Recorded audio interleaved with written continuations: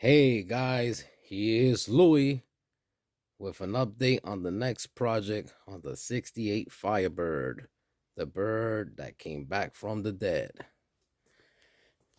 So, I know I said I was gonna make a video on this bracket. Very simple. I had to buy this bracket here for the diametry of the TV cable for the 204 for it could be correct. Okay, and so far what I understand is it can be too sloppy here, and when I hit full throttle she's tight. The one I bought from Jegs, I wasn't able to use it. They don't tell you you're gonna need a big ass spacer for it could be functional and all this other stuff. They don't warn you, you just run into it and then you have to order more and more parts. So I did buy a part from Mr. Gasket, which is also a bracket for a TV cable, and out of the whole kit I just kept a small bracket and I screw it into the original bracket of the Pontiac throttle cable bracket, and so far it works. I'll find out when I'm on the road on the car how she's shifting, and from there I go now on some more body work. So if you guys follow on the very beginning videos and the very beginning videos of this project, if you guys follow that the original fender that was here, somebody must have hit it from the front and it moved to the back and it pinched itself here. That fender was very creased and very rotted in different parts, so I did not use it. I got to use this fender, which is an original 68 Camaro fender, and I did make it work for Firebird. Okay, in the future, if any of you guys need that video, I could make you a separate video how to turn a 68 Camaro fender for first gen Firebird 67 68. So anyway, this door was, I mean, she was pushed in. The metal just came right in and it folded this in. And I was able with a stud gun to weld a couple of studs and pull it out as much as I can. And after that, it was still a little bit too deep in. And if I get my ruler here, I ain't like the fact that I was going to use a whole lot of filler. So I kind of went old school with this and I drilled holes. One hole here, one hole here. And I went to go get my puller machine here. Just put the screw in, and I pulled it out. And I'm way happier with that because the gap is really not that big that it's gonna need a little filler for it could be straight, is what I'm trying to say. Once you put your filler here to make it nice and straight. Now these holes, of course, I'm gonna weld them up. They will be welded, then grind smooth, and then the filler will apply. And that's fine with me for a repair like this. It's kind of old school. I think they did that from the late 70s through the 80s. But a lot of these guys did not weld the holes back. They just filled them up with mud. I ain't gonna do that. I'm gonna fill it up with weld and then grind it down. Over here, this lip here is also really pushed in, so I'm gonna have to hammer this out. Okay, it looks a little worse than what it is because this fender is popping out a little bit because I have it loose for now. But so far so good. I am going to be stripping this door to metal, and I'll let you guys know how I am doing it. Stay tuned. Well guys, what I did was I passed a DA using 60 grit sandpaper. Okay, I use 60 grit. You could use 60, you could use 80, you could even use 40 and then hit it up with 80. And what that helps is it helps to cut through the paint. Okay, make some lines, some scratches there, and it helps for when you apply your stripper. Now this is the stripper I have been using when I'm restoring my cars. I use this exact stripper for my 69 Firebird, which I took down to metal. Okay, It works. That's been about 3 years restoration now, something like that. It was way cheaper. This small can here cost me a little over $20. The real big one, I saw the price on it is closer to $70. So with this 68 Firebird project, I'm just gonna use it as I go, as I need it, because I don't feel like spending $70 right now on the big one. But a little bit goes a long way, okay? And what I did was, let me share this with you. And of course, use a mask. It kind of smells. Use eye protection when you are brushing this on, because God forbid it splash on your eyes. You're not gonna be a happy camper. All right. So I went to the Dollar Tree and I bought this little bucket here, okay, with the brush, and I poured it in. Like I said, don't use too much because a little bit does go a long way. And I kept on brushing it. And believe it or not, because I scratched it with the sandpaper as I was brushing it, and I look back for where I started, the paint was already starting to peel off and starting to work. And I love it because let me tell you, I have stripped paint with just using sandpapers. I have used all different type of machines. I mean, a whole bunch of machines. I even used the Eastwood barrel machine that spins. And it works okay. It works good, right? But it takes work to actually get the paint off. And those barrels are not cheap. All right, they are not cheap. They're expensive. Okay, sandpaper is also getting very expensive. So if this chemical stripper continue working for me, this is what I'm gonna be using, because I think for my budget is budget friendly. When I finish, I will scrape it off. I will wipe it off. I'll clean it, and then you could also sand it. I'll go through the process of what I use. Don't worry, the steps, little by little.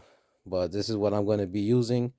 So far, so good. I will be taking off this door. I have to take off the fender first, then the door, then put it on my operating table, fix it all up.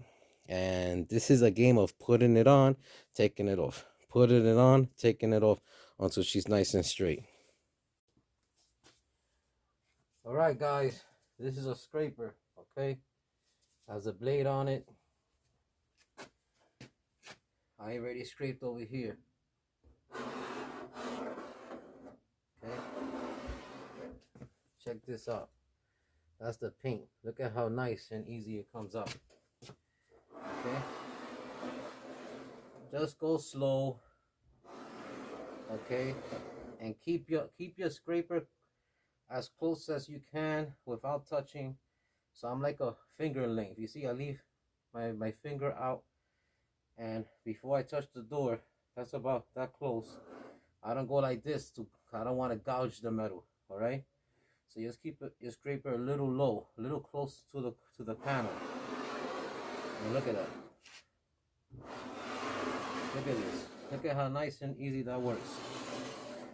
Okay, this is awesome. See that?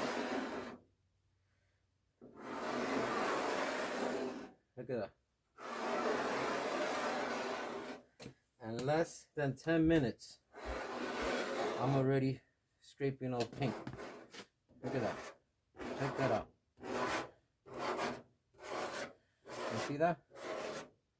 See how nice and clean that comes out? Unbelievable. Beautiful. This is really beautiful. Look at that. Look at that. Turns the paint, like melts it off, which is very cool. See that?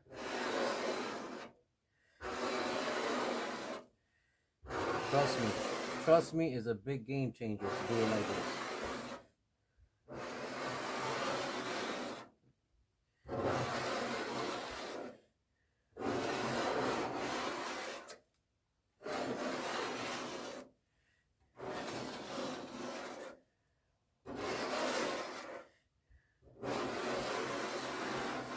See how nice and easy that cut's coming out? It's coming out nice and easy. I mean, I'm really happy with it.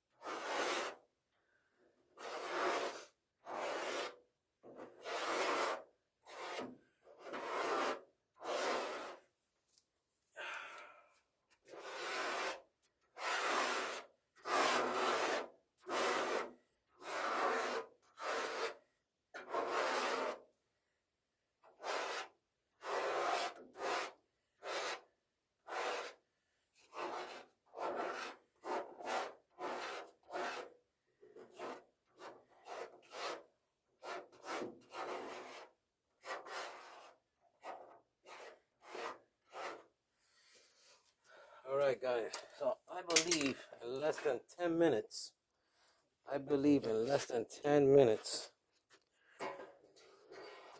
Sorry. I scraped. I was able to scrape the paint from this body line to the top of the door, which is 50% of the door. Okay. And this is great. Now I will wash this down. Okay. You could get yourself a scrubby pad and wash it down with some acetone.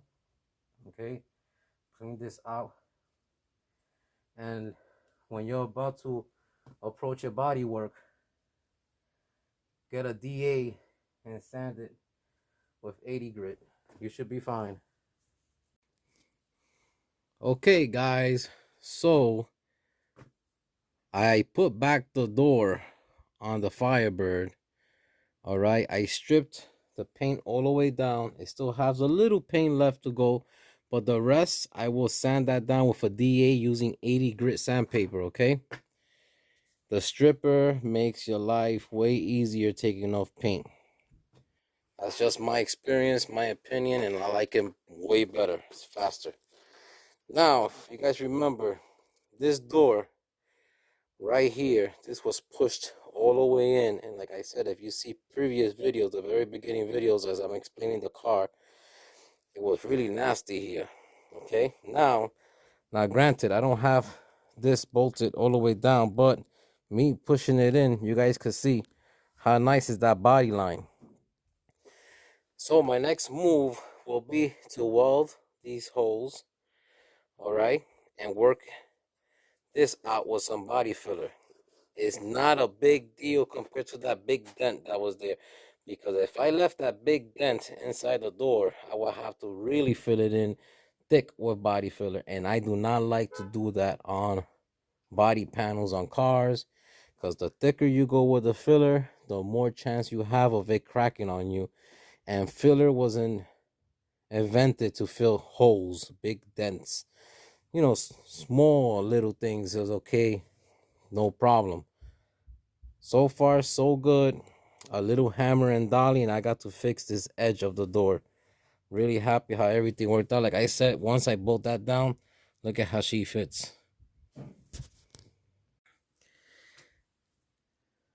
All right, guys. Here is the driver's door, okay?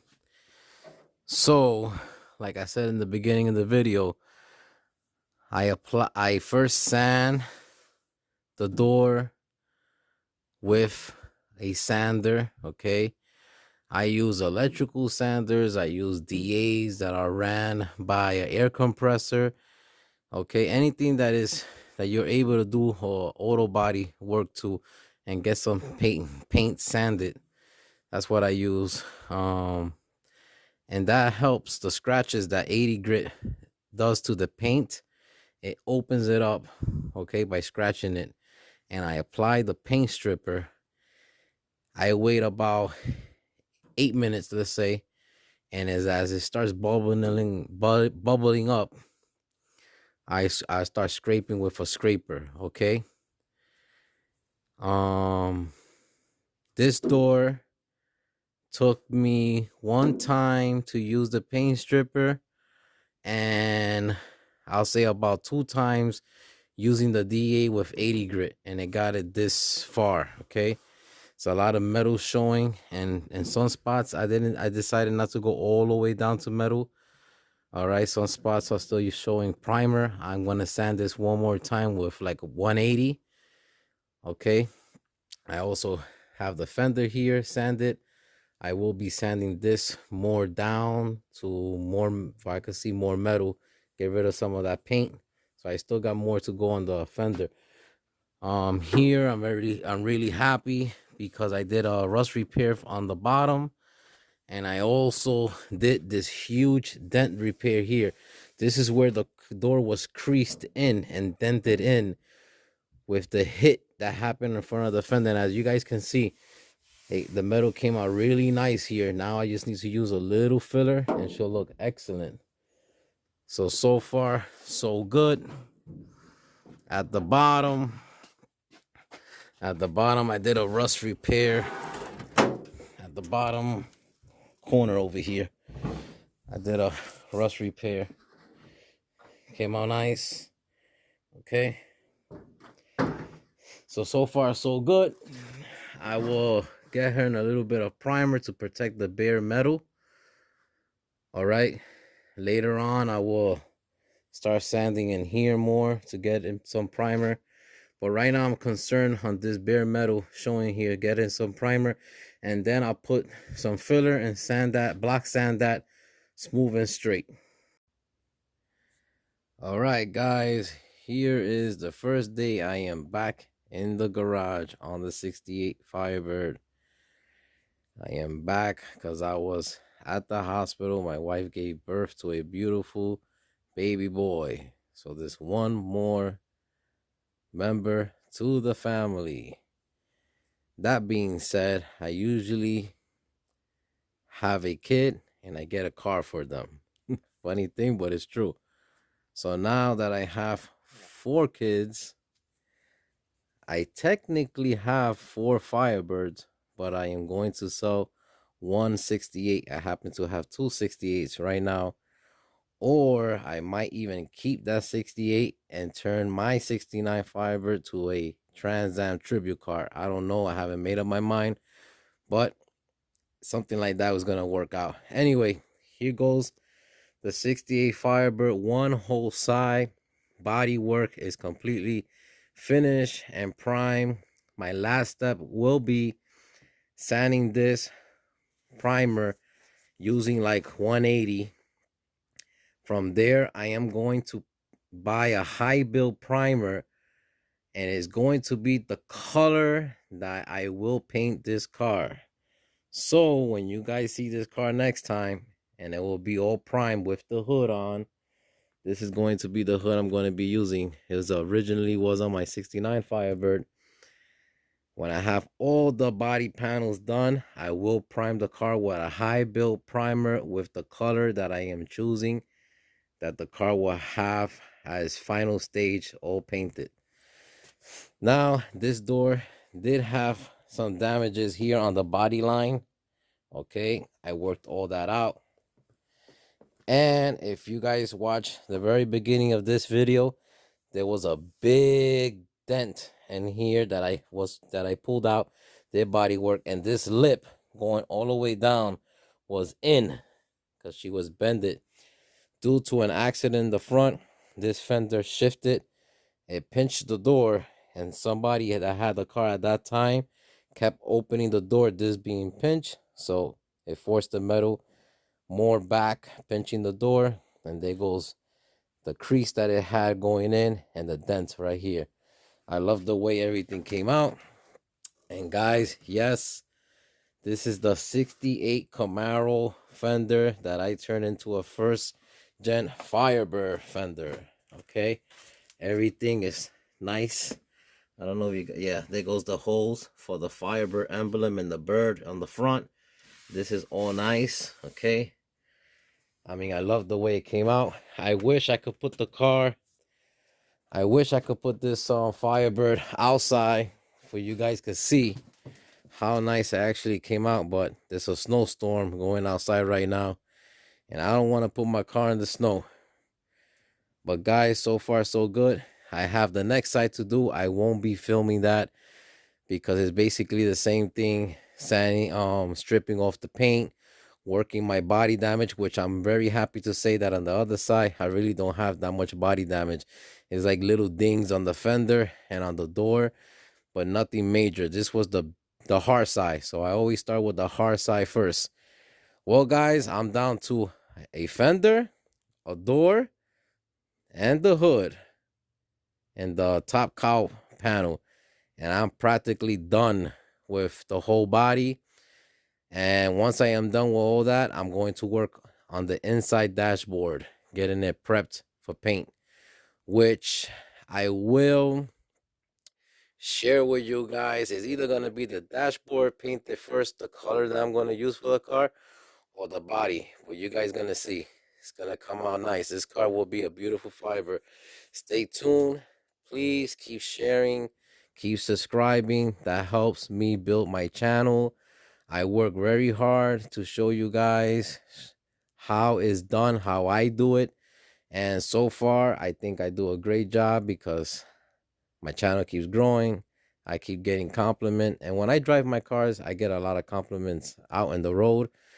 But I don't do it really for all that. I do it because I love to save these old classic cars and put them back on the road.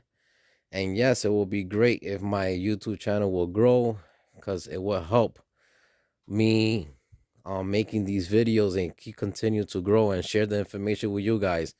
Thank you very much. And I'll stay tuned. I'll keep you guys posted. Bye-bye.